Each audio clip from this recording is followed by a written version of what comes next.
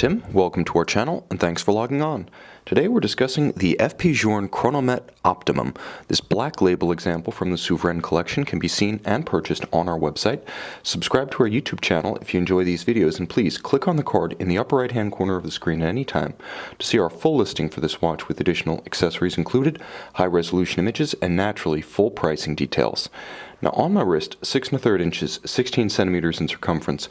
The size of this watch is a little bit of a tweener, which is to say, F.P Journe offers this timepiece in 40mm and 42mm sizes, but the watch as I'm wearing it as a 40 actually measures close to 41mm, and I'm going to call it a 41 across the round of the case, crown not included.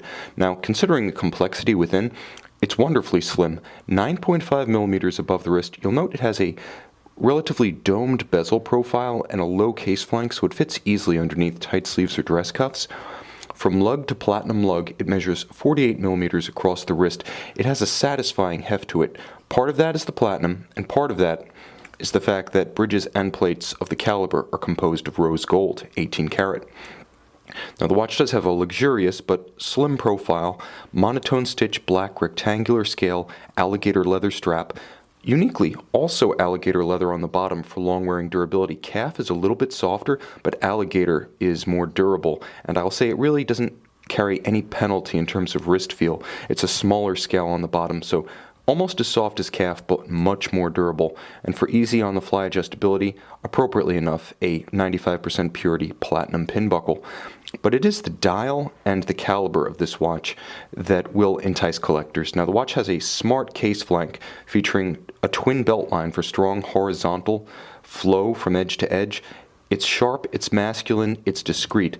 But again, this watch is all about what you're looking at on the dial and the wonder that lies just below. Now, the Chronometre Optimum came out in 2012, and it was F.P Journe's personal take on the science of chronometry. You can see the dial has all of his hallmarks, from the white gold sort of internal bezel that frames the silver guilloche hours, minutes, and seconds, to the sweeping and I'll even say inverted power reserve scale at approximately 7 o'clock. What you're looking at isn't so much how much power is remaining. When you wind the watch, it moves backwards, showing how many hours since you wound the watch, assuming you energize the 70-hour power reserve to the fullest extent. Now you can see the remontoir d'égalité, essentially a constant force mechanism just below the dial that meters out a certain quantized amount of mainspring. It has 2 mainspring barrels, but mainspring tension to the escapement. It allows the watch to maintain the same amplitude for 50 hours of its 70-hour power reserve,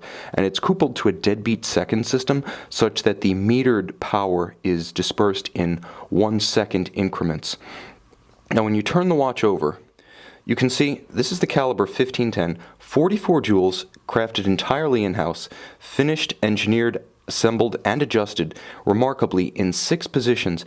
I should note that F.P Journe plays a little fast and loose with the definition of a chronometer. Conventionally, in Switzerland, that's a standard of identity, something that you need to actually receive from the COSC, the Contrôle Officiel.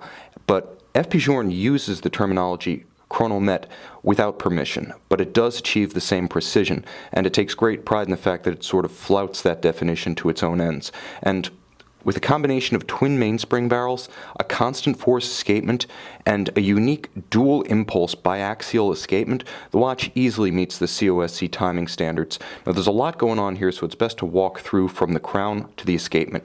The crown is wound to energize 2 mainspring barrels that sit on this sort of crown side mono bridge. The barrel bridge then gives way to a large channel which allows you glorious visual access to the remontoir assembly as well as the dual escape wheels of the unique biaxial escapement system.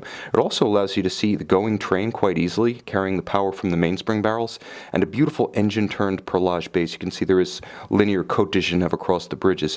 Now what you see here is the remontoir assembly.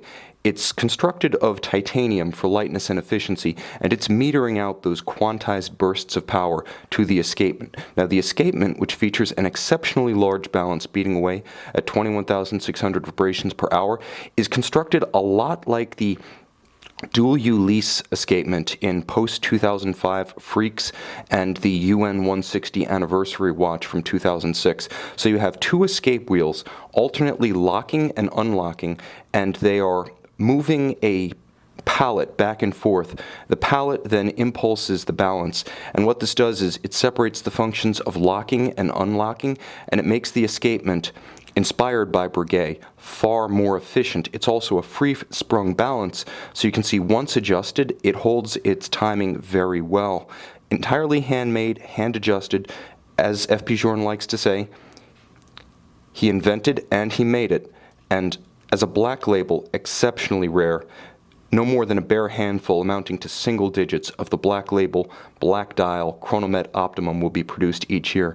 In many ways, this is F.P Journe's signature watch, perhaps his most cerebral complication. The beauty is in the idea behind it. You can see it, and you can purchase it on our channel.